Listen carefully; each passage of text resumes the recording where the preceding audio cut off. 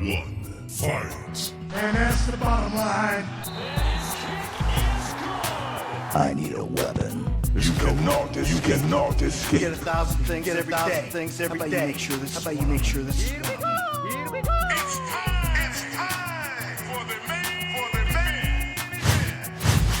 What's up and welcome to the Single Player Experience, the perfect video game podcast for you single player gamers who want to find about the good single player games you should be playing. So I got a banger episode for you, but I'm not alone, everybody. I had to bring in a heavy hitter. Gamers, fellow adventurers, it's time for the next level of the show. Hailing from the city that never sleeps, NYC, you already know what it is. Standing at the intersection of duty, family, and passion, this guy is a first responder. He's a father. He is a champion of gaming. When he's not out there saving lives, this guy is saving himself from boredom with some of the best single-player titles out there. This man who has been wielding controllers from the Xbox OG setup to basically his handheld portable. What was it you were playing first? I believe it was, or were you a Game Boy kid growing up?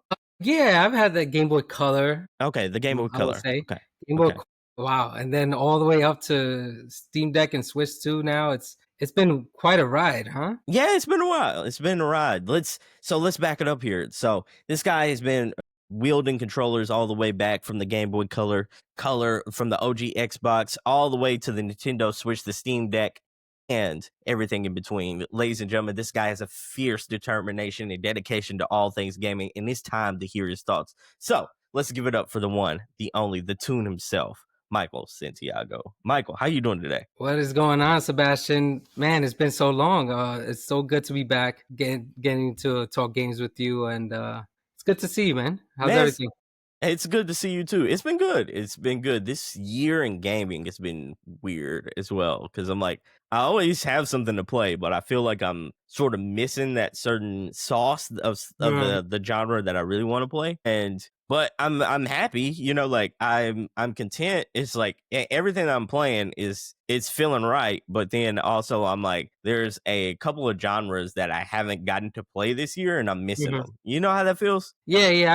I feel you on that one, especially if you're like big into, you know, like third person over the shoulder type games, you know, story driven. You know, it's very lacking this year. If you're like a JRPG fan, you're pretty much eating good every year. It seems like last year was Metaphor, this year Expedition 33. It's just crazy if you're an RPG fan. But if you're not, then I totally understand. You know the waters seem dry, you know, depending on what type of gamer you are. Yeah, for sure. And you hit the nail right on the head. I'm missing that third person over the shoulder, almost like PlayStation adventure, you know, because they mostly like do that genre like nobody else, you know, with like The Last of Us, Horizons, you know, Spider-Man's. That I'm sort of missing that feeling. And I know I'm gonna get that at the end of the year with Ghosts of Yote, so I'm not stressed about it. But I have been missing that. The closest I think I've gotten to it this year was South of Midnight, and I liked it, but it didn't quite hit the same, you know? Yeah, and for me, I've been dabbling more into RPGs. Like I just started the Final Fantasy Pixel Remaster. Ooh. So I've been having an itch to just start from scratch Final Fantasy, the entire series. So I beat the first one. It was so interesting because it was very much like a Dungeons and Dragons just like script. It was just 4 characters, you know, just 4 friends or whatever going on an adventure, no names, and they just stumble across this adventure of just like you know, dungeon and monsters and loot, and you know, and you get a lot of the original stuff you see later on in the series, like the equipment, like a Genji glove or like stuff like that. So it's cool to see, and like the crystals, you know, the water crystal, earth fire crystal, and all that stuff. It's just so cool seeing like the origin, like where the mindset was back in the 80s and 88 and stuff like that. And I was born in 87, so it's amazing seeing this stuff now, looking back and saying, oh, this is where everything comes from. You know, I grew up right kind of like in the middle there where Final Fantasy was starting to become, you know, very popular and stuff like that. And you know, it's amazing to see like where everything started from. So I beat the first one, I beat the second one, and now I'm on the third one.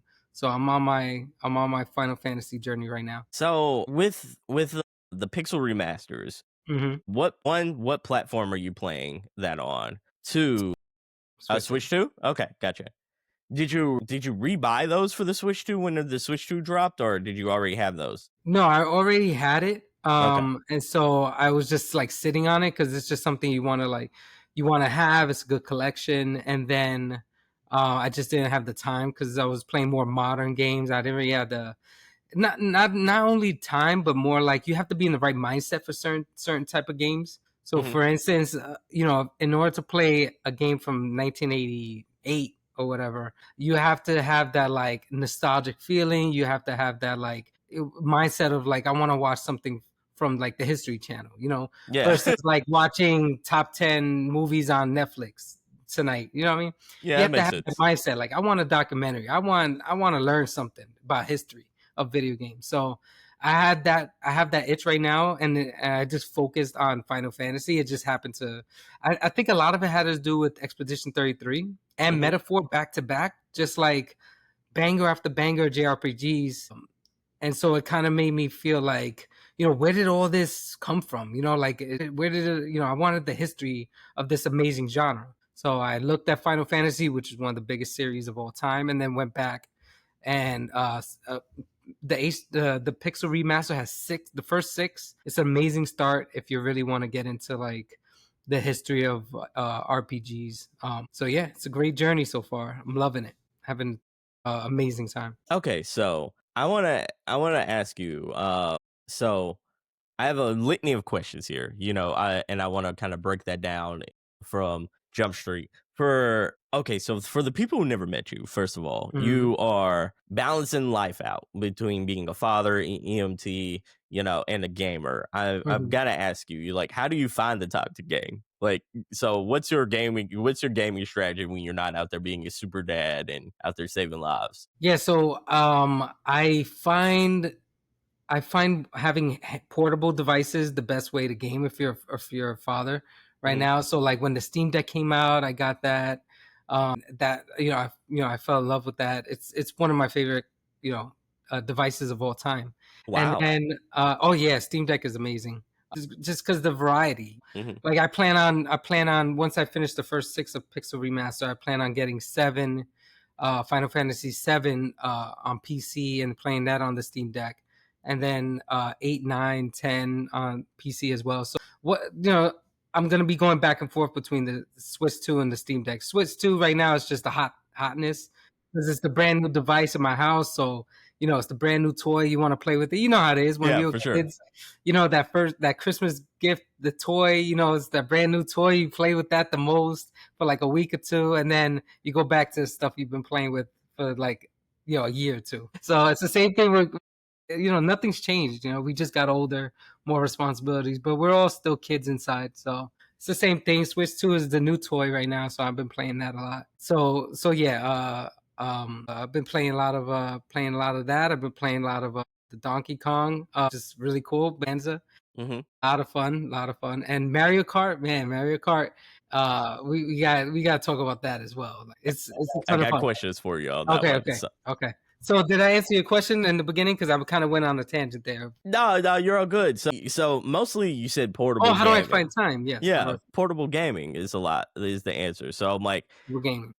that helps. That helps you like because you're able to break it out on the fly. Does it help because like you're able to just? Does it help with the commute? Like, how does portable gaming help you manage and find the time? So of course everyone's different. Some people are gonna find time to like play, sit on the couch and play and stuff like that. For me, I tend to play a little bit before work. So I'll bring like let's say the Swiss 2 with me, put in my book bag, and then before work, I'll play a little bit. And then sometimes if I'm because what I do is I'm on a mobile stroke unit. Okay. And when some days I'm in the ER, some days I'm in the mobile stroke unit. So if I'm in that, it's a little bit slower. So I'll try to find time to play a little bit there in between jobs or stuff like that, some downtime. And then at home is usually before bed, maybe a little bit, just lay down, play a little bit, which is why right now Final Fantasy is so great because it's just a little bit of XP boost, a little bit running around, and then that's it. Put it down. So that's how I find time to play. It's just, and yeah, it's very difficult when you have kids or kids, and job and responsibilities and stuff like that. It's hard to do what we used to do when we were kids, less responsibilities, just game all night, Yeah, for sure. and then my exhaustion level is crazy right now. So by like 9 o'clock at night, I'm basically exhausted. It's tough to go past 10 o'clock if you're not laying in bed watching like Netflix or something like that, because just you're exhausted. I got two girls. One is 2, one is 1. They're both in diapers still, so it's just a lot growing up. But I'm starting to cherish. The thing about that though is I'm starting to cherish those moments. So being able to find time for gaming, which I love, but also enjoying the time with my girls and my wife and everything. I'm finding such a good blend right now. It's magical, man, and I'm just absorbing all the moments I can. It's a blessing. Man, that's amazing. I want to ask you about your journey with the Switch 2, because I know you got some thoughts, but I want to ask, purchasing I want to start at the ground zero and then kind of work our way up to where we are now. At ground zero, you knew the Switch 2 was coming. They announced the price, $450, $500 if you wanted to bundle in Mario Kart. Mm-hmm. You have Mario Kart, so I'm assuming you did the bundle, but yeah, I'm one of the 77%. Okay. From that report that came out. Yeah, for sure. So you knew the Switch 2 was coming out. You pulled the trigger on the Switch 2. Was there any hesitation about getting the Switch 2 when you knew like the ROG Ally Xbox edition was coming out late this year as well? Yeah, that's a good question. So short answer is no. Okay. I feel like the ROG Ally Xbox edition is gonna be a little too pricey for me. And although since I have Game Pass, my ideal situation is to be able to play Game Pass games on the go without internet, obviously, right? Yeah, for sure. And not have to use the cloud. But right now I'm good with the Steam Deck as is. And I can always use the Steam Deck and stream my Xbox to the Steam Deck, in bed, for a little bit if I have to. Or I could just play my Xbox Series X at the end of the day when I'm at home and I have time. The Switch 2, however, I felt like it was a must buy because you get like those Nintendo experiences, those that first party Nintendo games. And then honestly, there's just something about the Switch that just makes you want to play certain games. Like for instance, the Final Fantasy Pixel remaster, that's on everything. Yeah, PC, for sure. So technically I could play on the Steam Deck. I could play on PlayStation, Xbox, all that stuff, which I have. But I choose the Switch because it just has that feel. You know what I mean? Like it's hard to explain, but it's like as a gamer, there's certain consoles and certain platforms for certain games, for at least for me. So for instance, like a first person shooter, I would probably want to play on the Xbox. A third person, like you said, like an over the shoulder adventure or those type of genres, I might want to play on PlayStation. And then you have those 3D platformers or just like kind of like indie games and stuff like that. And I feel like, or just like JRPGs or things like that, I feel like I lean towards the Switch and Nintendo for that. It could just be way as a gamer, our brains are wired. I don't know what it is, but that's just how I feel. And so I choose the Switch 2 for certain games. Right now, playing Donkey Kong Bonanza, Mario Kart World, those games are amazing, and they can only be played on the Switch 2. I felt like it was a must, and yeah, looking forward to it. So you've been playing a lot of your Switch 2. I want to ask, what were your first impressions of the device? Because for a lot of people, it seems like it's been a lot of joy, and then there's a small minority that I've been seeing online that are kind of, I wouldn't say discontent, but I feel like it leans closer to discontent with some of the problems from the Switch 1 remaining. Some people have quoted that they've already had Joy-Con drift again, and then some people have had other problems with the Joy-Con, one Joy-Con not connecting or dying or not charging and such like that. Has your experience been flawless with the device so far? It hasn't been flawless, only because there was one hiccup I had. One day I took a cartridge out of the Switch 2 and I docked it, right? And then I left. And then the next day I went to grab it and it wasn't turning on. No. And I was so nervous. I was like, oh my God, am I going to have to send this in? And you start thinking, like being the first time buyer, there's always that risk, Yeah, right? for sure. When you buy new tech and you're the first one online. Early Like adopters. yeah, it's a curse, the early adopter curse. So I was worried, like, oh, is it the early adopter thing, stuff like that. So that's in the back of my head. So luckily, after holding the power button down, it restarted and it rebooted and everything was fine. Thank goodness. So, but there was that hiccup. Like that's not something you want to experience having, brand new system that you spend $500 on. So it wasn't flawless at the end of the day. But other than that, there's no stick drift. Okay. Joy-Cons. The one word I would say,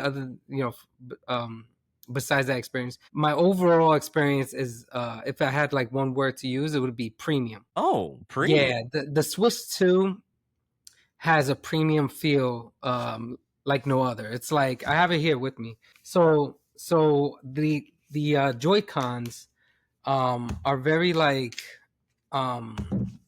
it has like that magnetic thing, but it also has like a heaviness to it and like a premium feel in the plastic.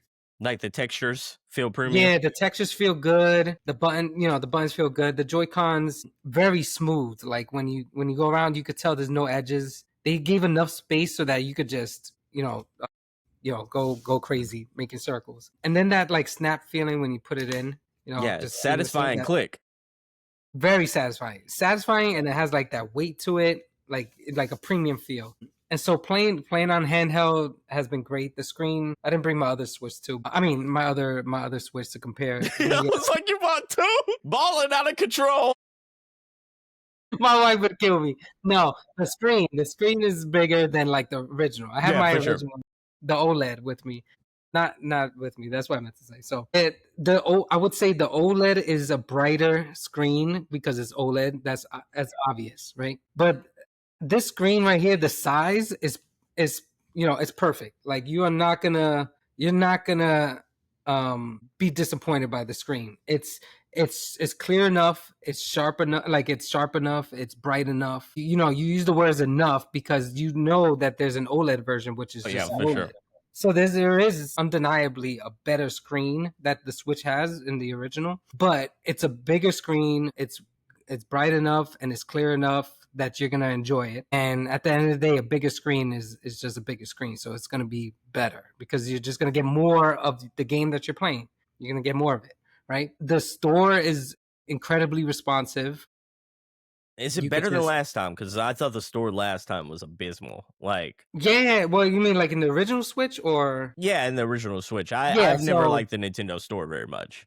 Yeah, so this is like this is the home screen, and then for sure. And then you go to the eShop. For those that are watching at home, you go to the eShop, and then it pops up right here, and then you could just it's just like so much more responsive. Yeah. Like you could just look and search. You could just tell. It feels more fluid because the other ones felt more laggy. If you really like see bestsellers and you just scroll down, you could, for those who play the original Switch, you could tell because doing this motion, just like clicking stuff, it is just like it takes 5 seconds for it to know that you press something. Yeah, for sure.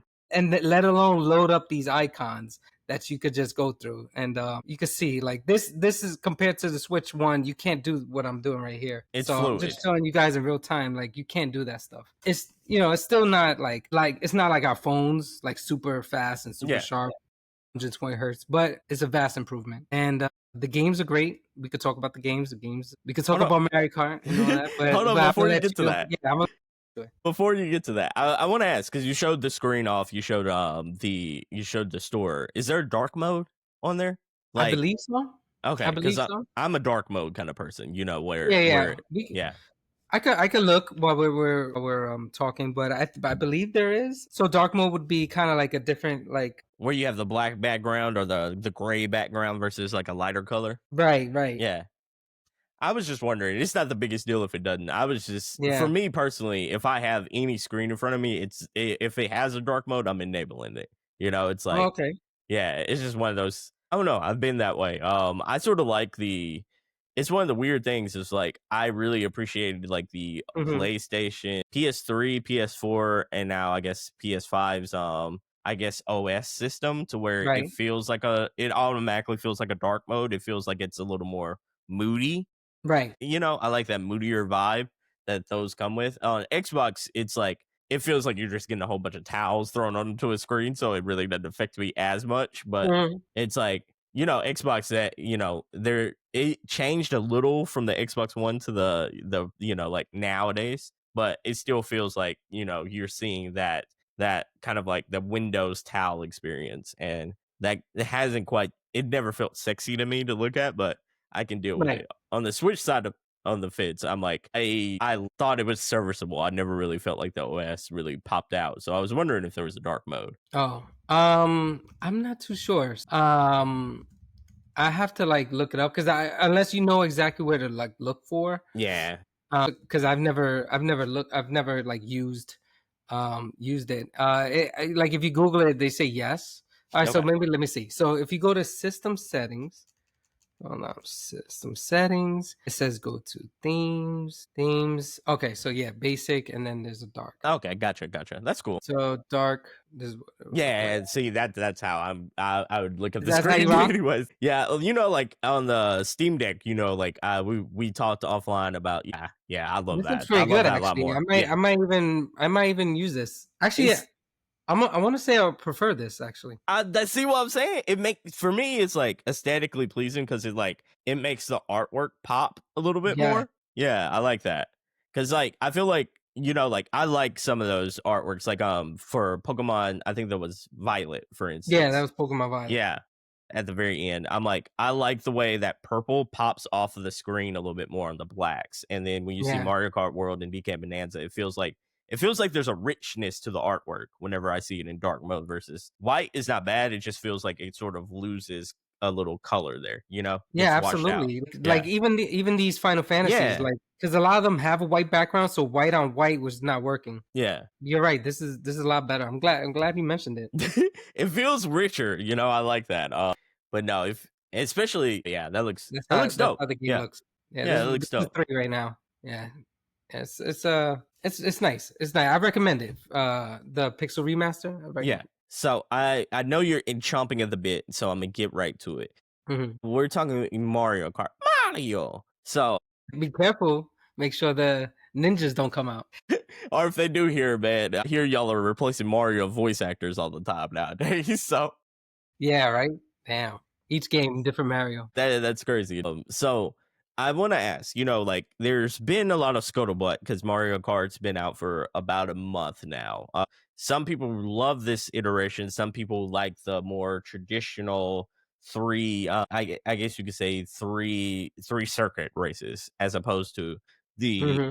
world's open world's open nature of you going from course to course in real time. A lot of people liked the more structured elements of like deluxe, 8 deluxe. What's your preference between the two? What do you prefer, the older method, or do you like this one? Are you feeling like you like world more than deluxe? And some of the modes, like I prefer 8. Like I prefer, having just the like 3 laps and then moving on to a different race and starting over. Versus driving into another one. It's cool. I just prefer the first one. Yeah, Um, a lot of people do. A yeah, a lot of lot of people. people do, and Yeah. it's understandable. And I wish Nintendo would just give options because Hmm. I don't see why you can't just have three lap race and then move on to the next race and do your cup like that, instead of driving to the next race. For those that don't know, that's what you do in this Mario Kart. You drive after the race is done, you drive to the next Hmm. location and then you do, I think, like a lap from it or Yeah. something like that. It's a little weird, but what I do like about it is that the world is detailed and it looks amazing. So going through it, going through the different worlds in between the races is pretty cool. It looks great. It looks amazing. And for me, the best mode ever created in a Mario Kart game is in Mario Kart World, and The it's knockout? knockout mode. Yeah. Knockout mode is unbelievable, man. Unbelievable. It's the greatest thing they So knockout mode feels very akin to a lot of the battle royales that Mhm. people have been playing for Right. a lot about 10 years now.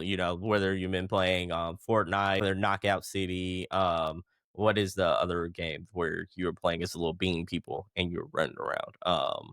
Fall Guys. Fall Very Guys, akin, yeah. yeah, very akin to all those. What is it about knockout mode that you call the greatest mode in a Mario Kart ever? So it's really about the intensity, especially if you play online. When the race starts, there's 24 people, and they're all trying to make it. I don't know if it's the first lap, but the first part, Mhm. which is I think like the top 20, make it. So there's 4 that just won't make it, or something like that. And then it goes down to like 16 and 12 and 8, 4, and then the final 4. Correct me if I'm wrong in the chat. I mean in the comments. Yeah, for But sure. basically that's the general concept is you start off with 24 players, and little by little you're reducing it until it's the final 4. Then the entire time, whether you win or lose, it's just you're on edge, and everyone it's just a mad race each time. So it's like it's not about like doing a couple laps and then by the second or third you really kick in the gear and you kind of do your best to get into first, like that's kind of like how it goes. But in knockout mode is like right off the bat, if you do not make it to the next level, you're done. So there's no more, game over. So it's very intense from the beginning. It's so much fun. And, it's incredible, man. So I want to ask you: have you been playing the majority of this online, or is this more you've been playing knockout mode like solo dolo? So you could do both. Okay. Both are fun actually. And you could lose local single player. Mhm. Yeah, of course. You just got to crank up the CCs, I guess. But you do have like a knockout mode where you could get, I believe, cups on that. Like they have the different versions. But me, for the most part, I play online. It's not something where you have to feel like, um, you have to get good in order to play competitively. It's like Okay. everybody's on the same field because it's Mario Kart. So you still have the rubber banding. You still have like all this stuff to kind of keep everybody in it. And a lot of it comes down to luck. A lot of it comes down to just kind of knowing when to do, like kick into the next gear, When to use a and stuff like weapon, that. What was that? when to use a weapon, and all that kind of Yes, stuff. yes, that, and also there's if you could get like the double items, that's Hmm. big too. Or sometimes you go for that and someone knocks you because there's so many players, and then you don't get anything, and so you really have to just claw and scratch your way and try to find another way to get to the next batch of races before getting eliminated. I've gotten second place was the closest I've gotten. I haven't won yet. But I haven't played like a ton. Like I haven't dedicated to winning. Like I feel like Yeah. I could if I dedicate. I just like sprinkled it ever since Bonanza came out. I've been playing either that or Final Fantasy Pixel Remaster. So I haven't really played too much. But if I were to dedicate myself, I feel like I could come out with a win. But it is difficult. It's not easy to win. Once you get to that final 4, you feel like you've won 10 races. You feel like you've already won. So it's so much fun even if you lose. Just getting to the next level. It's a ton of fun, man. So Highly recommend it. I've played a little bit of Mario Kart World. I didn't play enough to justify a verified like score or an opinion or anything like that. It was just very surface level.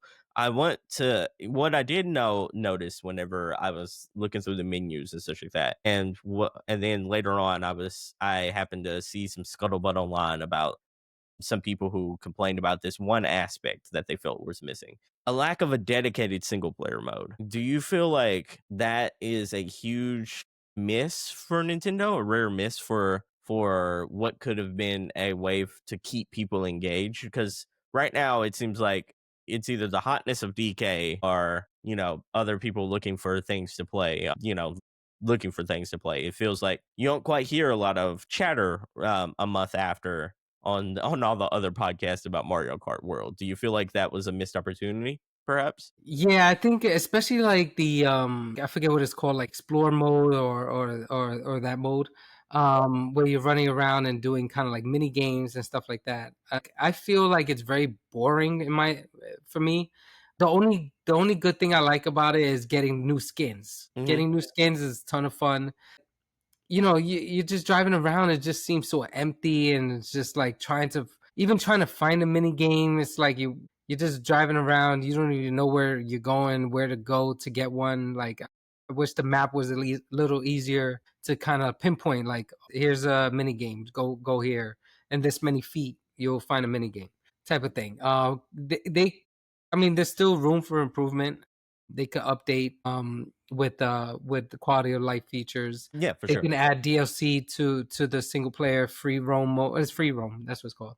They can add DLC where they just add more mini games and stuff like that. There's potential there, but right now, yeah, it's lacking. I do like collecting the skins again, so if they could provide more skins for each character, that'll be awesome.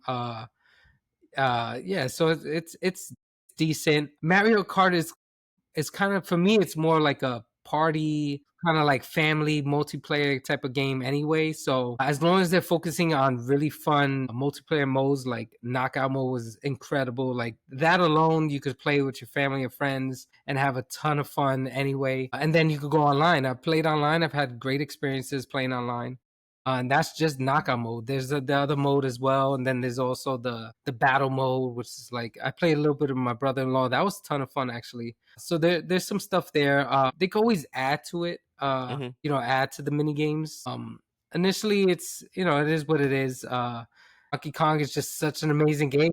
It's hard for Mario Kart to compete with that. Mario Kart is something you're gonna play for years and years, just like 8 was. It's not something that's just like you play for 6 months straight and it's the game of the year.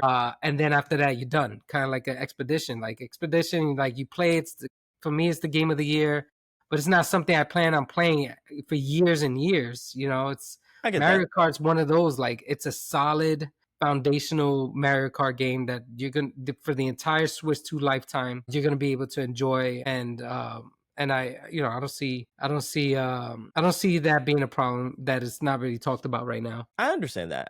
The reason why, one of the reasons why I asked is because, like, when you present, and to Nintendo's credit, they never said open world, but it's heavily incentive. Like it Mhm. looks open world. It talks like open world. Like if it walks like a duck and quacks like a duck. You Mhm. you get what I mean? They never said it, but then they heavily emphasize a lot of open world esque features.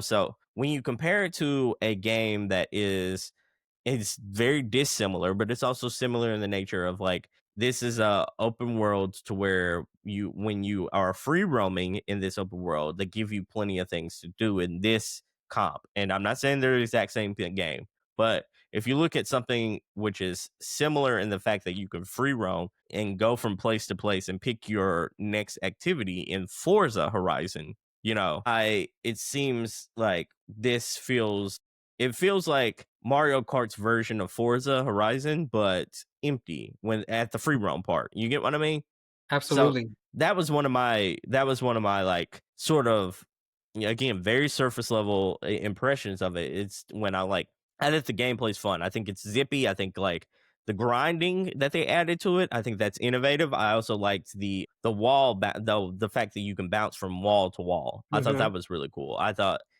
I think there's a lot of really cool innovations to where if you wanted to skill up and you wanted to try to shave time, they give you a lot of innovative ways to do that. I thought the option of going from like a one course and driving to another course was I thought it was really remarkable and actually innovative. The crux that I have is that when you see other games that, well, one particular other game that does that, where you can drive from one course to another, where you Mhm. can free roam and such like that, it feels like the stuff in the middle, the Oreo feeling is lacking. You know what I mean? Like it's like I was, and again, it's not quite fair because they're not exactly the same games, but then like you're also walking and talking kind of like Forza, and I was expecting you to come correct like Forza does. He's like, I'm not even a racing person, but then Forza made me invested Right. because they added so many things, especially on a single player side of the fence. Even without touching the online parts, they added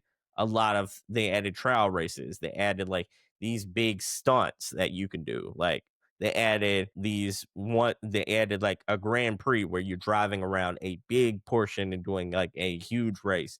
They added unlockables that I felt like were a little more worthy of my attention and worthy of my desires, where in Forza, I was able to unlock several different cars, car colors, and different things like that. Versus in Mario Kart, I don't mean to throw shade, but like I don't really care about the crab. You know what I mean? It's like I don't really care about. I'm like, if you give me some characters I care about, maybe so. But I was just like, I don't care about the crab. The cow is okay. I understand people like the cow, but I'm like, I didn't really care about the cow, the crab, all these other like farm animals and such like that. I'm like, give me characters I know about. I'm like, throw in some more Smash Brothers characters, or if you don't even throw Smash Brothers characters, at least give me Mario characters that are recognizable. You know what I mean? Mhm. Where it doesn't feel like generic created characters.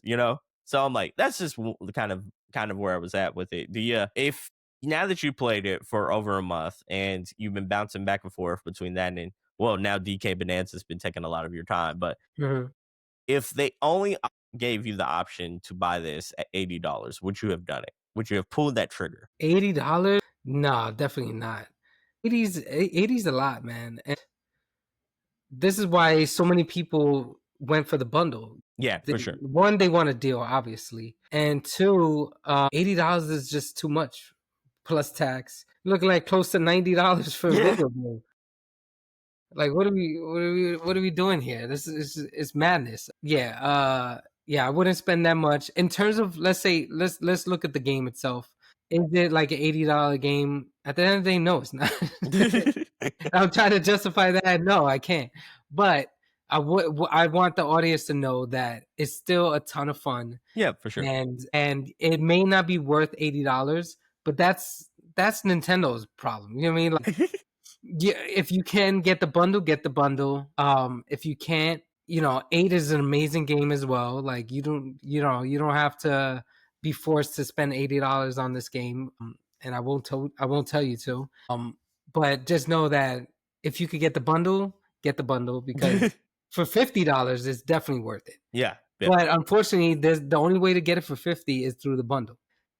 So I guess I'll say it like that. If you could get the bundle, is it worth 50? Absolutely. If you can't get the bundle, is it worth 80? Okay. That's I fair think that's point. fair, right? Yeah, I think that's fair. I think that's fair.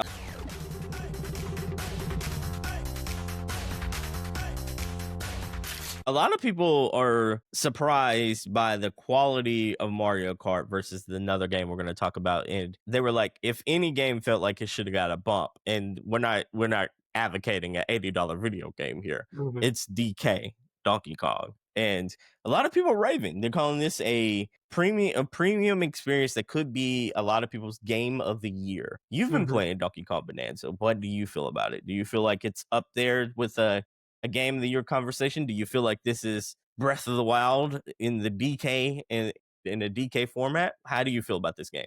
Yeah, absolutely. So this is the perfect DK game. If you're thinking of Donkey Kong as like like a Hulk status, just bashing things. If you're thinking about that, this is the perfect game for DK. If you like DK as more of like just kind of like your 2D like platform and stuff like that, Even though it has it, it's really not that type of DK game. It's more of like uh bashing and destroying everything around you and having so much fun doing it. It's definitely a game of the year contender. It's not my game of the year, but it's a game of the year contender, no doubt. The quality is just it's really high, and when it comes to just fun, it's a 10 out of 10. You have so much fun playing this game, just bashing everything, destroying everything. Not really, you don't really have to think much. It's just, the game starts and it's just like punch. First thing it says is just punch and press Y to punch, and that's the game. You're good. You're good to go, and that's all you need to know. It's just punch everything. I mean, that is a concept alone is just like, are you kidding me? That is such a fun idea. Like so you're saying all I have to do is just destroy everything? Like, as a kid, who's not gonna want to do that? So it's a ton of fun collecting these bonanzas, and it's goofy, it's light, it's heartwarming, it doesn't take itself too seriously, and those are the reasons why it's such a like high game of the year contender, because it doesn't take itself too seriously. It's not Mario, so Mario, I feel like they wouldn't be able to get away with this. Sorry, because no, you're good. Because Mario is more like, it's such a big name. They have to be like perfect, right? With the controls, they have to be perfect with the execution and the gameplay and all that. DK is not as top as Mario, so they have more room to just like go bonanza, and literally, like a pun intended, just go banana, and just punch everything and do whatever and have as much fun as you want. And you could tell they took from other of their IPs as inspiration. They have that, like that Breath of the Wild, like falling from the sky. They've got almost like the shrines too. They've got shrines. Yeah, they definitely have shrines, because you just go and there's shrines everywhere. They're DK versions of shrines, and you're either going to collect one banana or up to 3, maybe a secret one. There's a 4th one, depending if you keep looking around. And it's way more fun than shrines. Shrines are like very structured. Yeah, very structured, very kind of like calculated, right? And this is more like just the entire it's the entire game. It's just fun. You go into a shrine and it's just like beat up these dudes and you get 3 bananas for it, or whatever, or whatever it is. Find the bananas, and some of it's time based, and shows to show your skills and stuff. Some of them are not, and you just like, okay, I just gotta just punch stuff. One of the things, just talking about it, man, it puts a smile on my face, man. Like, this game is so much fun. Just collecting coins, collecting bananas, and having fun destroying the entire level. It's amazing, man. The music is great. The sound, I hear the music's fantastic. Yeah, music is good. Sound effects are great. Pauline as a little sidekick is cute. There's a little cute moments, like when every level has like a little spot to rest that you pay a few coins, and they open up a little rest spot for you, a little bed, and whatever. You could change your change your character's look, and you go for like a nap, and Pauline sleeps on your chest, and you guys fall asleep, and it's so cute just seeing them like do that. And every time you do that, Pauline kind of like wakes you up and like, DK, like there's like a black screen, and she's like, DK, you asleep? And every single time she'll say something else like, oh, I had a dream, whatever, we were collecting bananas or whatever, and she falls asleep, and it's just so heartwarming like that. It's just amazing fun time, man. Let me ask you, can I ask you a series of questions about DK Bonanza? Yeah, for sure. So on DK Bonanza, as a person on the outside looking in, because I don't have a Switch 2 and I'm probably not getting one for the foreseeable future. So like so with DK Bonanza, you have first of all, is this your first Donkey Kong experience, or did you grow up on Donkey Kong Country? I grew up on Donkey Kong Country. Shout out to the water level. I love that song. That's what I was hitting at. Yeah. Yeah. There actually is like some music from DK Donkey Kong Country Hmm. in this, but like a remix version and like a modern like setting. So that's a cool touch. I didn't beat DK Bonanza yet, so I don't know like the totality of like the Easter eggs, but there is some cool like music going back to the OG games.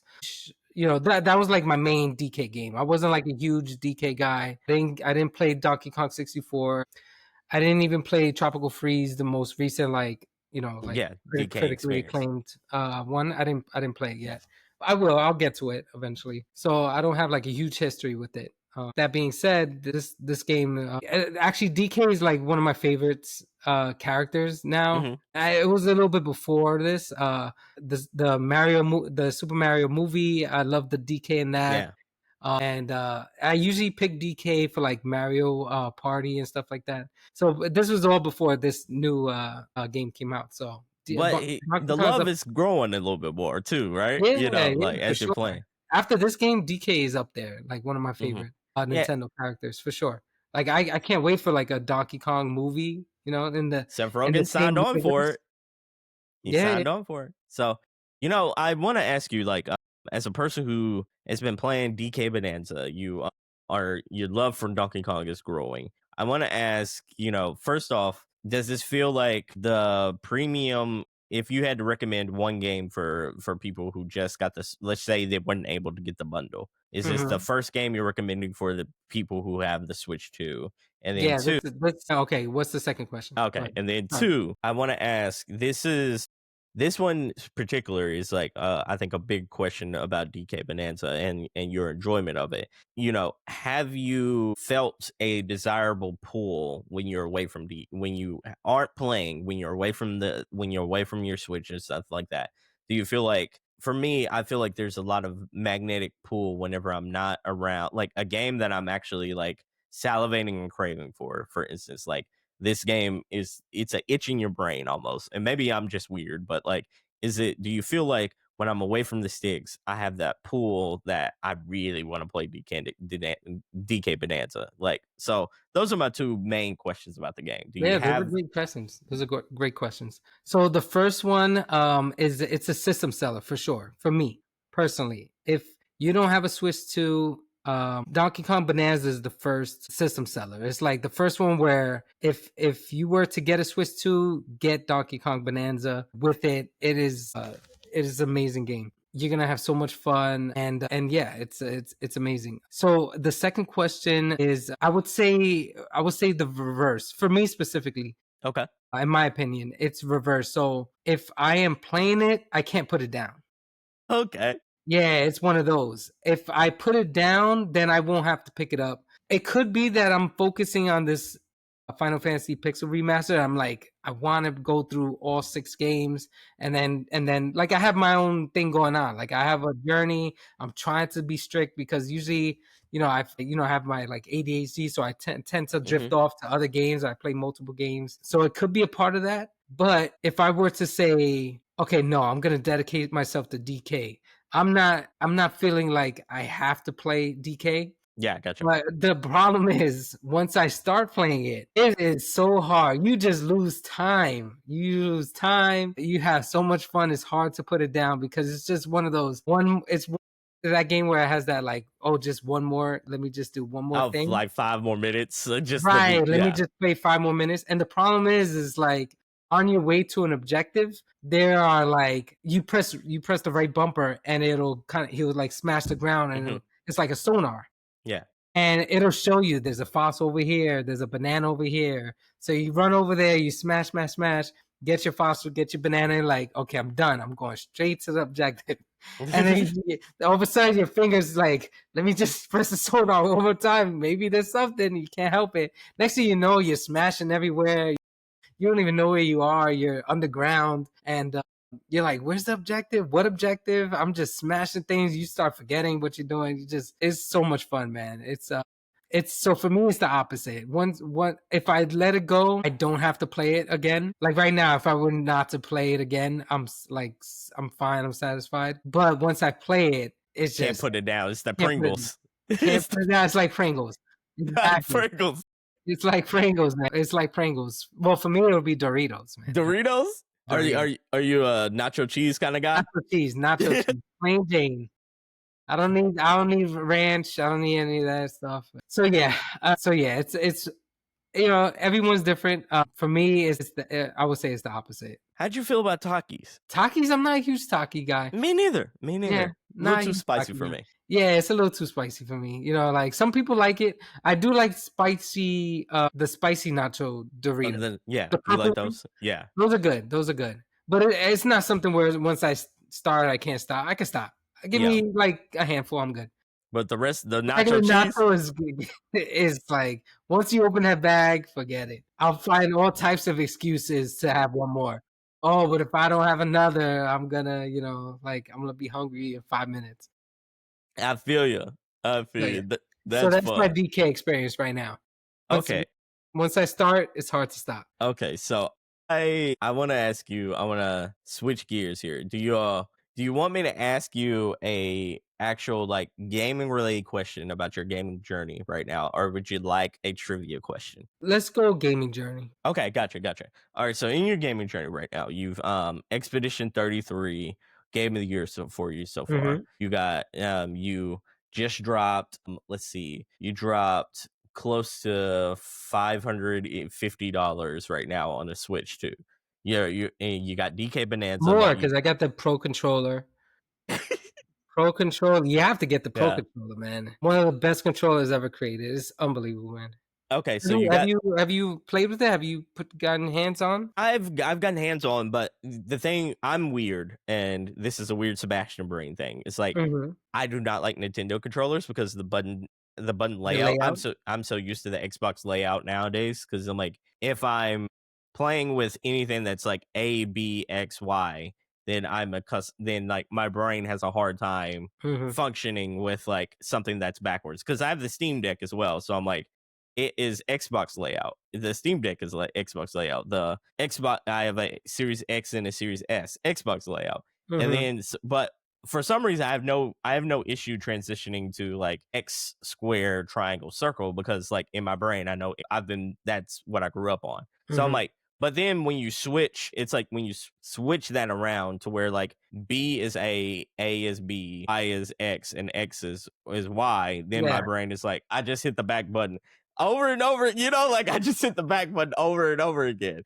And it's like, that's part of my reason why I'm like, that's part of the reason why my Nintendo games opinions have to come with a grain of salt because like I struggle through them because like I'm hitting the wrong buttons after a while. And I'm like, even when I'm in the groove, even when I played it for a while, it's like I was playing what was it? Fire Emblem Three Houses, and I'd be going through and I'd like they'd add like my romance option would ask me a question and then I accidentally hit the wrong button and be like, no, my Mackin is gone. Like all this work.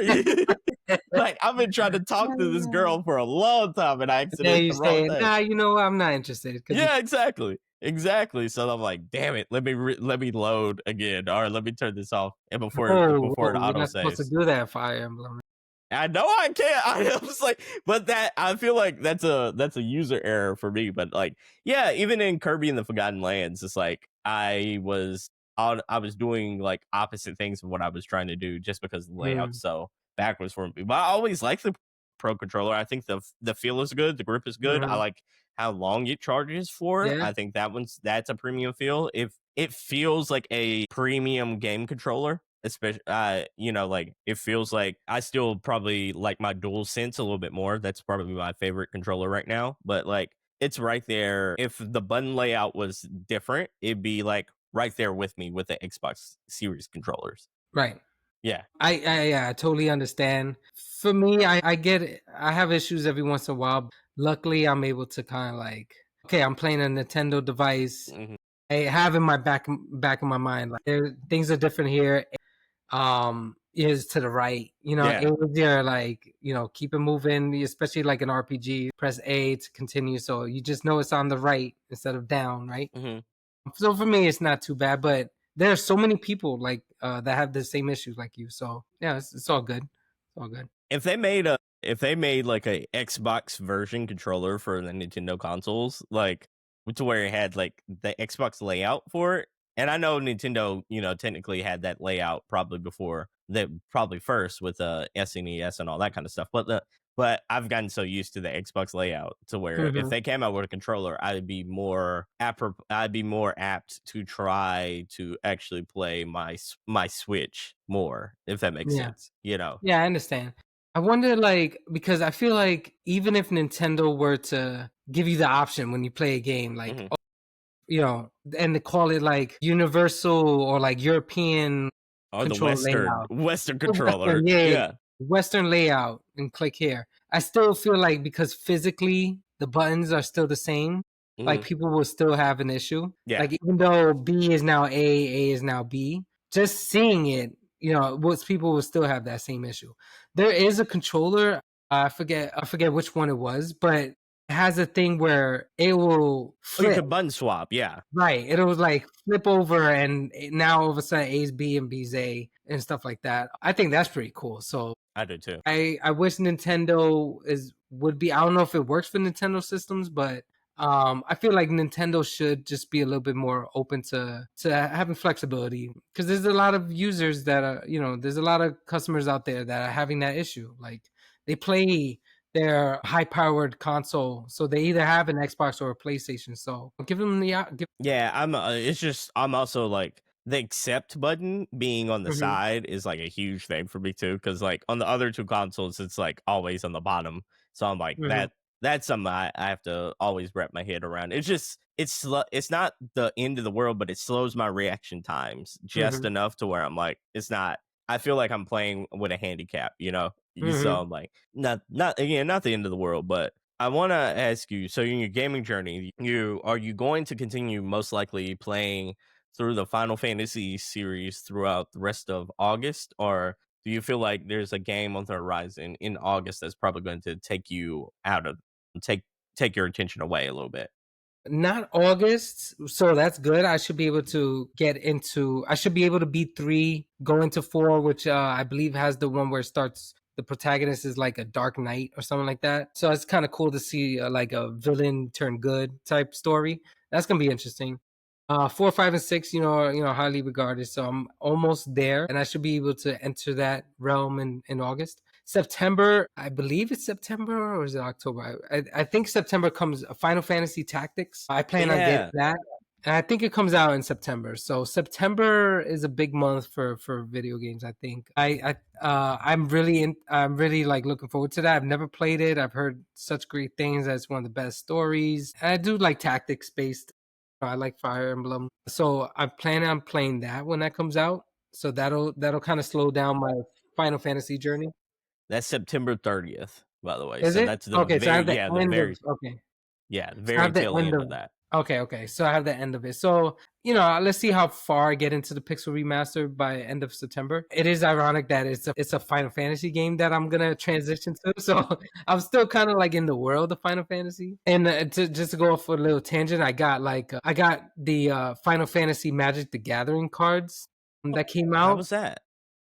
Man, I've never like played Magic the Gathering, only like on like the computer or like like electronically, like like the games. I've never played like the card game, but I love Final Fantasy, so I got this collection, and it's kind of got me into Magic the Gathering, and I'm like starting to get interested in playing. So I feel like a lot of gamers too, like a lot of gamers that love Final Fantasy, hear that there's a Magic the Gathering, kind of like compilation or just like working together partnership, and so I got that. So I'm just like I'm diving headfirst into Final Fantasy lore and all that. Be careful not to get burned out with all these Final Fantasy. Yeah, exactly. I'm just everything. I'm getting I'm getting Aerith and Tifa outfits for my daughters. Well, that's cute. No, I'm kidding. Nah. So I think you might.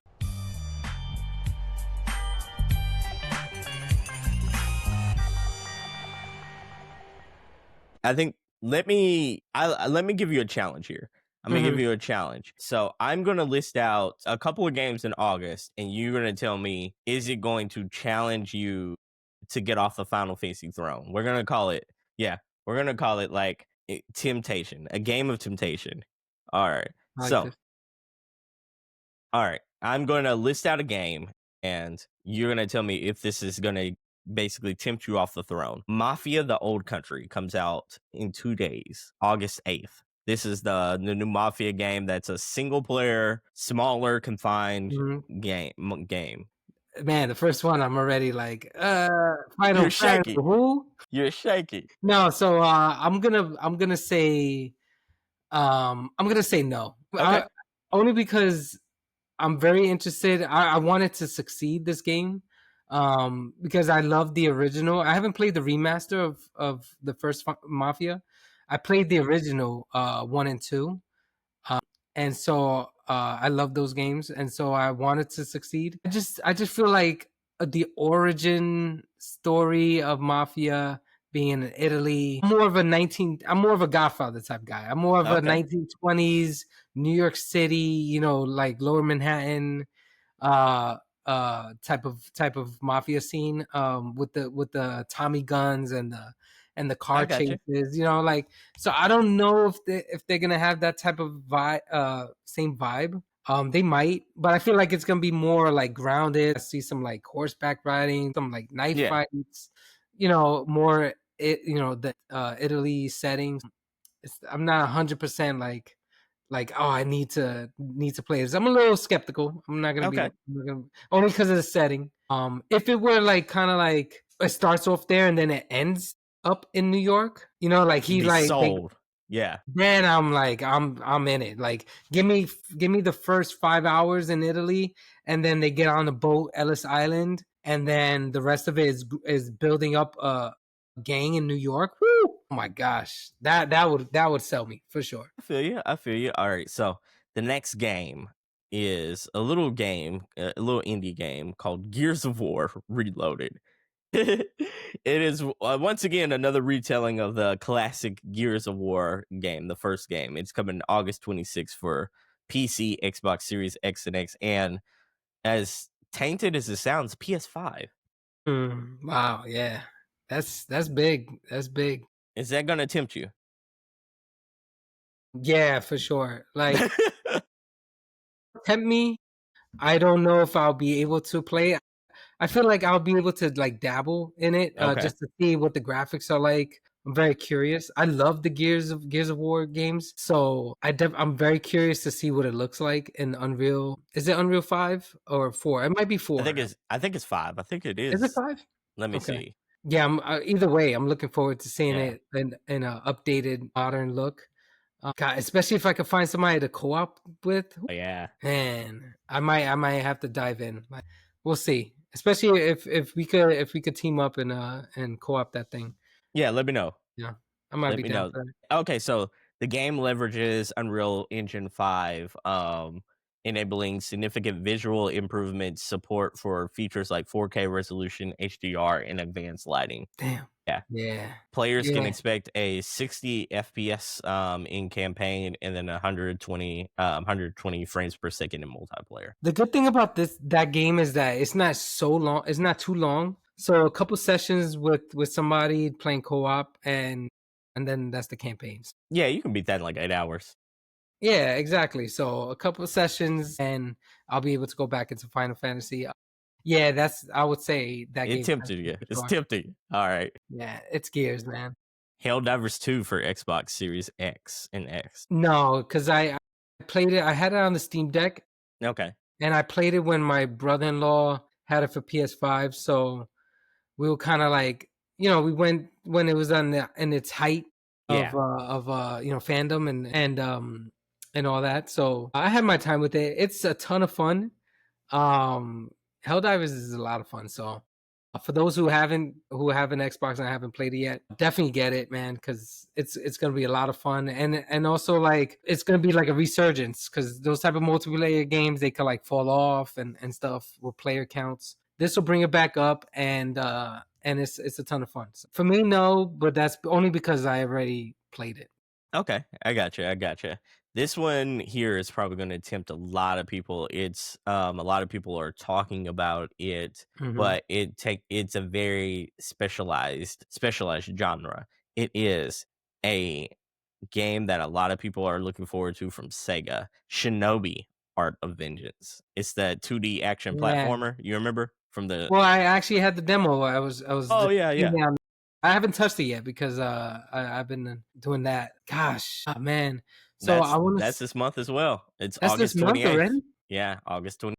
Wow, man. So I'm gonna say no, only because like I could hold off on that. I don't need to play Okay. that right away. I definitely will play it, but it's not a must. It's not a must. Okay. There's one that I think those two that's really going to tempt me, but there's one that for sure I'm curious on about with you. Have you heard of Sword of the Sea? No. Okay. Sword of the Sea. That is it's a PC game. It's a PC, Xbox Series S and X, and PS5 game. It's coming out August 19th, I believe. It is how do I describe it? It's almost like Journey, except your guy is he's like surfing on a sword. Okay. And it's made by the same people who made Abzu and the Pathless. Do you remember the Pathless? I know these games. I haven't played them. Okay, gotcha.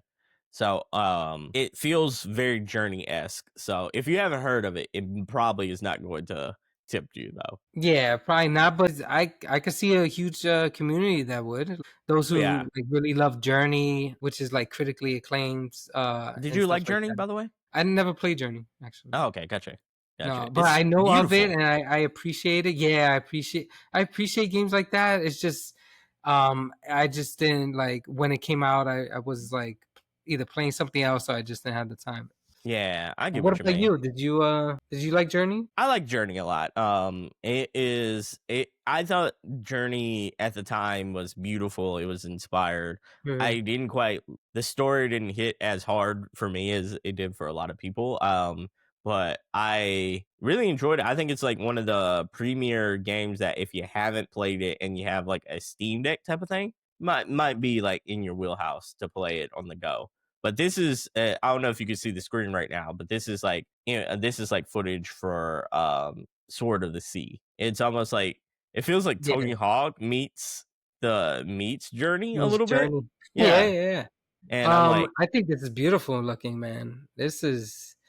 This game looks just like so relaxing, like a cozy game. Yeah, this looks really good. yeah. So I'm like, this is one that if I get this bad boy in my Steam Deck, I'm a probably feast on it. And it doesn't Mhm. these type of games never seem to like overstay their welcome. They're always like 6 to 8 hours long, you know? Yeah, So I'm like, that I have to wish list this. This looks incredible, man. yeah. So Sword of the Sea, it's made by the same people who made like Abzu Mhm. and the underwater game. So I'm looking forward to that one. And then there's one last game. It's a little game by a indie developer. You may or may not have heard of him called Hideo Kojima. It is a remake of a game he made back in the day called Metal Gear Solid Soul Eater. Or Snake Eater, I mean. Snake Eater. Okay, so Metal Gear Solid 3, Yeah. Snake Eater, that comes out in August too? Yeah, August 20th. Wow, August is big this month. Yeah. I mean, this year. Wow, wow. So I never played 3. I never have either. I'm excited Yeah, though. so this would be like the best time to do it, because it's like modern graphics. Man, that might tempt me. That might tempt me. It's tempted me hard. Yeah, Yeah. so there's a few games in August. Man, that's Sword of the Sea. What was the other one? Gears of War, you said, Gears of War, and maybe Reloaded. Mafia if it hits right. Mafia, if there's if it goes into New York in the 6 to 10 hour Yeah. between 6 and 10, which I doubt. I think it's gonna be just I think that's hilarious. Crocodile. Yeah. Uh, I've never played this game before, so I'm excited. The only Metal Gear Solid I've ever played was 5, Phantom Pain. yeah, I played 5 a little bit. I beaten the first one. I played the second one. I don't know how far I got. I don't remember how far I got into it. Um, the first one was incredible, man. It was like a heavyweight back then. Hmm. It really changed the industry. Games did not do what Metal Gear did, the first one. The camera angle, just like when he would get to a wall, and kind of like sneak, take a look.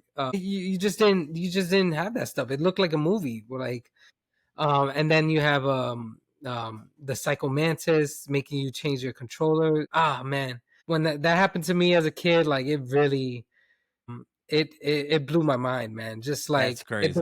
Psycho Mantis literally like would read your memory card and say like mention the games that you're actually like you're playing, or whatever That's it was. funny. That's so It's cool. so imagine like in the 90s or wherever this came out, like as a little kid, Hmm. and this video game character saying like, oh, you play this and this or whatever, and then just like beating you up, and then you getting like what was that, what's his name, Octagon or Octagus, Uh-huh.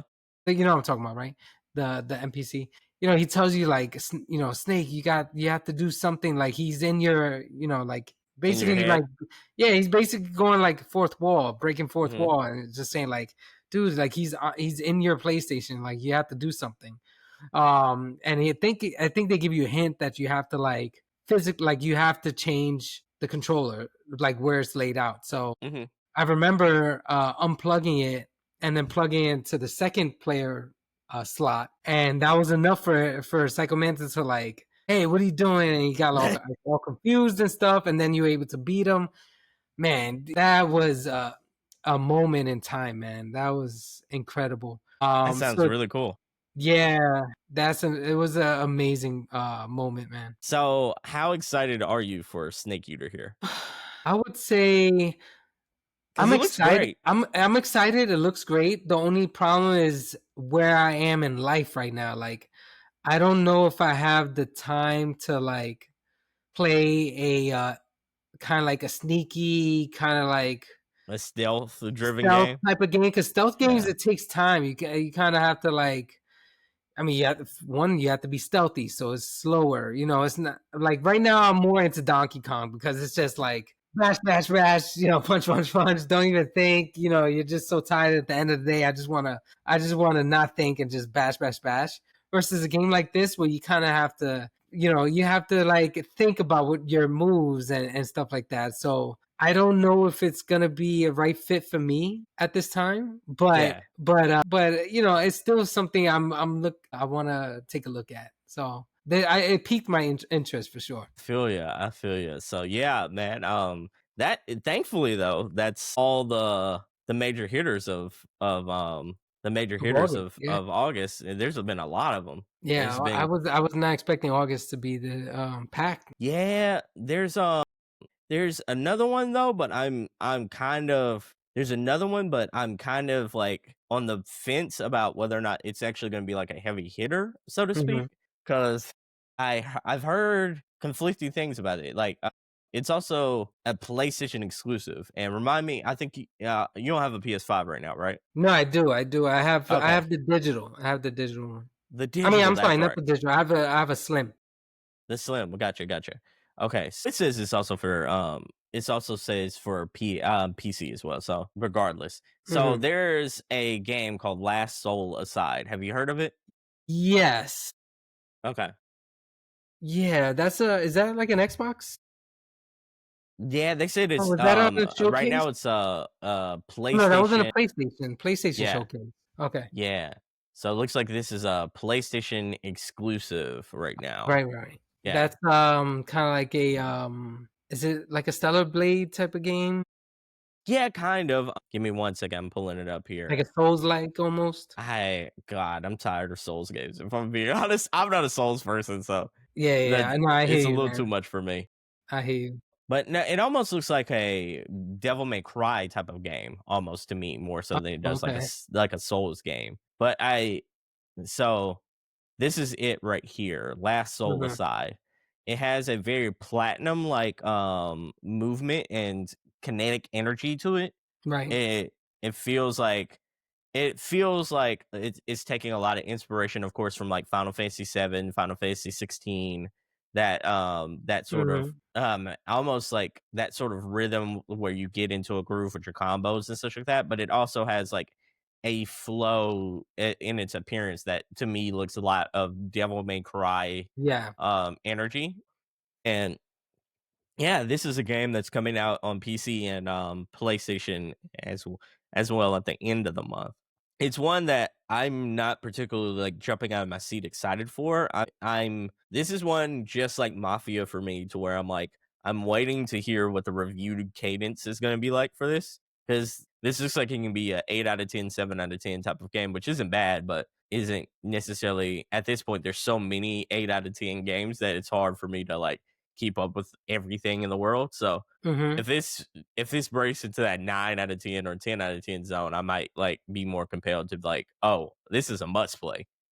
This is stop what you're doing and pay attention to this game. Right, But right, yeah. So like, not every game has to be like stop what you're doing and play. So yeah, but if you are like someone like me who's like I have a goal set in mind, so yeah, for I've sure. been going through like all the Final Fantasy games. So a game like that it wouldn't stop me. I won't like have to play that game. So that Not being gonna halt your said, momentum, huh? right, exactly. Like I won't have to stop what I'm doing to play that game. However, if you had like just let's say finished Pixel Remaster, you finished your sixth game, so I'm done with that, and you kind of want to do something else before your next, the next thing you have to do or feel like want to complete. This looks like a game where it's like perfect for that. A perfect like in between big games. So there's definitely room. There's definitely a place for games like this, those 7 out of 10 experiences, because not every single game that comes out can be a masterpiece and like a No, 10 for out sure of not. 10. So you're gonna need games that are in between those like massive RPGs or those or just like those bigger budget games like this. There's room for it as well. All right, all right. So we talked about what you're been playing. We talked about what's on the horizon. Now I want to question your knowledge base here. We're gonna transition into our video game trivia portion of the show. So, Toon, are you ready? Yeah, let's do it. All right. So I'm gonna ask you 10 intermediate level video game themed trivia questions. Do you want multiple choice or not? Or do you want to hear the question and then ask for the lifeline? Lifeline being what? Multiple choice? Multiple choice, yes. Okay, I want to hear the question, try to answer it without Okay. options, and then ask for a lifeline. All right. So, in the first question, which game was the first to feature open world gameplay? Which game was the first to feature open world gameplay? When you say open world, do you mean like what exactly, what exactly do you mean open world without giving it away? Okay, so what we would consider Give me I like a think modern example. Can I you think give me like a a modern? modern open world game. So I'm like, so when I think of not in the retro era, I'm thinking more in the today era, Mm-hmm. more 3D open world, more so than it would be like Okay, the okay. retro So style. That would be like the like I think like if I was to say like which game was the first ever overall, not in the 8-bit era and all that kind of stuff. Elite might come to mind, which is 1984 game for the BBC Micro, or the Acron Electron, or something like of to that nature. But I would probably say this is a modern day, the first game in the wave of modern day open world games. right, right. Okay, Yeah, so that's tough. That's tough. So for me, I'm gonna say, which I'm probably wrong, but I'm gonna say the first Zelda. that's a good answer. That is a very good answer. That's a good guess. Yeah, that's a very good guess. It is a wrong answer and this is just according to a website I'm looking at Mm-hmm. right now. On the website, it has Grand Theft Auto 3 as the answer. Yeah, I 3. see what they're trying to say there. Yeah, Open the world in first to that sense. feature open world gameplay. Yes. Okay, okay. All right. Okay. So, all right. Okay. What was the first console to feature a built-in hard drive? A built-in hard drive. Built-in hard drive. So hard for me. How about like let me get a lifeline. Okay, so was it the Sega Dreamcast? Was it the original OG Xbox? Was it the PS2? Or was it the Nintendo GameCube? So I think it's either the Xbox or the Dreamcast. Did you have a Dreamcast growing up? I did not. I did not. Regrettably, because it had such an amazing like lineup. I'm trying to think when it first came out, it was just Yeah. like Ready to Rumble, and what was it? What is it? One of the NFL games, Skies of Arcadia and stuff like that. Hmm. All right, so I want to say Xbox. Xbox is the correct answer, sir. Let's go. Xbox is the correct answer. Let's see. All right. Which character is known for collecting rings in the Sega universe? Sonic. That's absolutely correct, sir. All right, 2 for 3. Who is the main character, or what is the main character's name in the BioShock series? Oh man, it's like a generic. Did you ever play BioShock? Yeah, BioShock is Okay. amazing, man. I want to say like Philip or something like that. What do you have like a multiple choice? Yes, I do. All right. In the multiple choice answers, the answers were not Philip. It is actually Booker, Andrew, Steve, or Jack. Booker. Booker. Is that your final answer? Final answer. It is incorrect, sir. The answer is Jack. Jack. I said it was Jack. generic. Why am I going with Yes. Booker? There was something about a Booker that sounded familiar. I hear you. I hear you. Jack. Okay. So, in the Legend of Zelda series, what was the instrument that would later go on to be the main title of a mainline Zelda game? In the Legend of Zelda series, what musical instrument would Link Flute? use to go on to be the mainline title in a mainline Zelda game? It's either the harp or the flute. I'm thinking the one that's kind of like that. You play like. Hmm. Uh, I've never I played guess. this game before. Wait, which one? Like a specific Zelda? It is a specific Zelda. I've heard it's a very famous Zelda. Yeah. I'm thinking it's like Ocarina of Time, and it's like there's like a flute. I think Okay. part of it. So I'm gonna just go with my gut. I'm gonna say flute. Okay. Technically, it is the wrong answer, but it's the right answer at the exact same time. Because the answer is technically the ocarina. The ocarina is the instrument he does play, but I think the ocarina is a type of flute. Yeah, you can make. Yeah, it definitely is, but I didn't realize that it was it was called the ocarina. Yeah. So, yeah, because they asked the question asked what was the main instrument that would go on to be a part of the title. So it is the Legend of Zelda Ocarina of Time. Right. Okay. Yes. I see. So I was like in the right. I was in the ballpark, Yeah, you were. You were. right? I would say you're right there in the Half wheelhouse. credit. Which popular battle royale game was developed by Respawn Entertainment? Apex Legends. That is absolutely correct, good sir. What year was the PlayStation 2 released? What year was the PlayStation 2 released? 2000. That is absolutely correct, sir. Absolutely correct. How'd you pull that one? So the Xbox came out in 2001, Uh-huh. and I was thinking about that, and then I was thinking like, when the original Xbox came out, PS2 already had been out Mm-hmm. before the Xbox, because in my head I was thinking like people were comparing the Xbox not to the PS1 but to the PS2.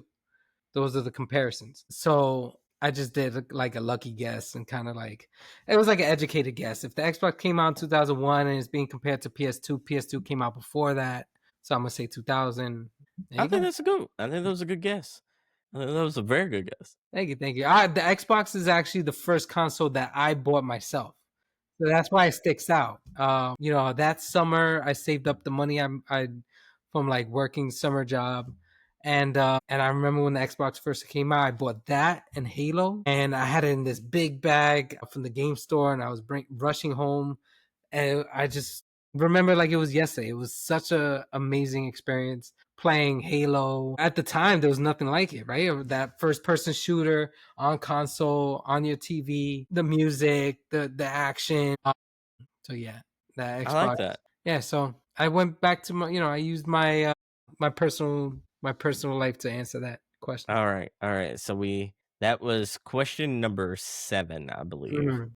All right. And this one, in the Elder Scrolls 5 Skyrim, what shout does a player use to launch enemies into the air? Ooh, So it's like a dragon shout. Let me get a multiple choice because I should be able to get it with multiple choice. Okay. Is it the ice form, the dragon breath, the dragon wind, or the unrelenting force? Wow, that's tough because I feel like it is a force Okay. because when you play the game and you get the skill, I'm pretty sure it's called force. Okay. Force, like a force thing. But whether it's unrelenting, I don't know. I did mention dragon in the beginning, so there's a part of me that wants to say dragon breath. Okay. So I'm just gonna go with unrelenting force because I think force is the key there. And good sir, you got it correct. You Yes. absolutely were correct. All right. It's only my favorite game of all time. Yeah. I should get that right. All right. So in the next question, you got two more. Two more questions. All right. Oof. Okay. In Dark Souls, what is the name of Lord of Light who seeks to bring the age about the age of fire? In Dark Souls, what is the name of the Lord of the Light who seeks to bring about the age of fire? This one, I need a massive lifeline for this. Hell, I don't know nothing about Dark Souls. Is it Gwyn, Lord of Sunlight? B, Magnus, Father of the Abyss? C, Nido, first first of the dead? Or D, Seath of the Scaleless? What was the first one? Gwyn, Lord of Sunlight. And the second was Magno? Magnus, Magno. Father of the Abyss. And C was Nido, first of the dead, and D was Seath the Scaleless. In Dark Souls, what is the name of the Lord of the Light who seeks to bring about the age of fire? Is this the dude that they pray to, that they do the little thing to? well, I don't know because I don't know. in Dark Souls, I didn't play. I mean, I've played a little bit of Dark Souls, but not a lot. Elden Ring is the one that I beat. So Elden Ring, I would know a little bit more than Dark Oh, Souls. gotcha. So Dark Souls, I would have to just be a blind guess. I'm gonna say Magnus, Father of the Abyss, is incorrect, good sir. It is Gwyn, Lord of Sunlight. Oh, okay. Gwyn, That was the Lord first of one? Sunlight. First Yeah, year? first one. First one. All right. What popular indie video game franchise known for causing couples to argue is catered towards those who like the culinary delights and co-op gameplay? Overcooked. Good sir, you are absolutely correct. You are absolutely correct. Again, take it from personal experience. Yeah. Overcooked is indeed the correct answer. That is the number one relationship killer, or Stir? stir Drama stir? or Yeah. bring her together. I don't know. It's it definitely for me. It's always I don't like leaving it with like 1 star or 2 star. I need 3 stars. Gotta You get got that 3 to. stars. So I remember when we had our firstborn, and I remember we were playing, and we and I was, we were playing till like 11 o'clock at night because I was insistent on getting 3 stars, and we were getting closer and closer, and we finally got it. So many great memories of Overcooked. Overcooked is great for that. It's a good game. It's a good game. Were you basically, have you seen The Bear, the show? Yeah. So you were basically like Carmi on The Bear. Yes, chef. You Right. were issuing out orders. You know what? I haven't played that game since watching The Bear, so I'm curious to like go back to it with my wife because we watched The Bear together. That's and kind funny. of like have that respect now, Yeah. and like, yes, chef. That'd be so fun. That'd be Right. fun. They need a third one. What's going on? Man, I guess it's because like there's so many games like that now. They came out and it feels like there's like Moving Together, I think came out. Then there's an automotive game where you're the pit crew that's very much like that now. Mhm. There's so many games that kind of ate up that market space. Yeah. And not to mention the Joseph Ferris games have now come out and killed it with It Takes Two and That's true. Splitgate, or not Splitgate, but Split Fiction. Yeah. Yeah. So I'm like, there's still room there. I think if they Yeah. wanted to come out with Overcooked 3, Overcooked is a well-known, established name in the industry at this point. yeah. So if they wanted to come out with a 3 for the Switch 2, whether this like probably next year or maybe the end of this year, I think it would sell. Yeah, I think so too. And then finally, I want to ask you a couple of things before we go. Mhm. As the episode wraps up, man, thank you for being on the show. It's been a pleasure. Before we go though, Toon, where can the good people find you? So I still have Twitter. I haven't You're still used tweeting it much. away, huh? Yeah. I haven't like used it much. I've gotten more into like Blue Sky, trying to do that more. Post when I can. It's been so tough though. So on Twitter or X, it's Toon_medic. Okay. And on Blue Sky, it's Michael.Santiago at Blue Sky, whatever the thing is. Bisky, I think it's called, or whatever. Who knows what the acronym is for Blue Sky? I'm surprised it's not just Blue Sky. I'm pretty sure it's not. That's crazy. But yeah, you can find me Michael.Santiago at whatever the Blue Sky thing is. I'll tell you right now. It's Michael Santiago .bisky.social. Okay, gotcha. Okay, so if don't do Michael.Santiago, that's somebody. You'll see me and my two daughters. Me holding my two daughters. That's me. That's sweet. That's me. That's sweet. Toon is what you guys can call me. All right. Yeah, and yeah. So thank you so much for having me. It's good. Always It's a good to be pleasure, man. back. I wish I could do this more often. It's been so busy For sure. lately. But thank you so much for having me again, man. I loved chatting with you about games. So it's awesome. Yeah, man. It's always glad to have you here.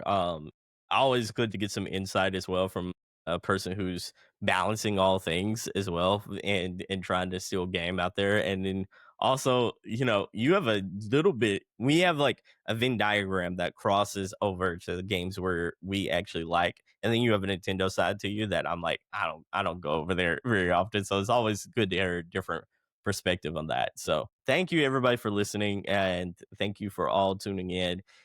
This is a wrap on today's episode of the Single Player Experience Podcast. Again, big thanks to Michael Santiago for joining us today, sharing his thoughts on the Nintendo Switch, his gaming habits, and everything in between. If you enjoyed the show, don't forget to hit that subscribe button, rate us, leave a review, and help spread the word. Get that good podcast out there to all the people who need it, and sends the sweet nasty love their way. And as always, stay tuned for more single player stories, tips, and recommendations. You could find that right here on this podcast. Until next time, keep gaming and keep leveling up. I've been Sebastion. That's been Michael Santiago, and we out, everybody. Bye. Peace.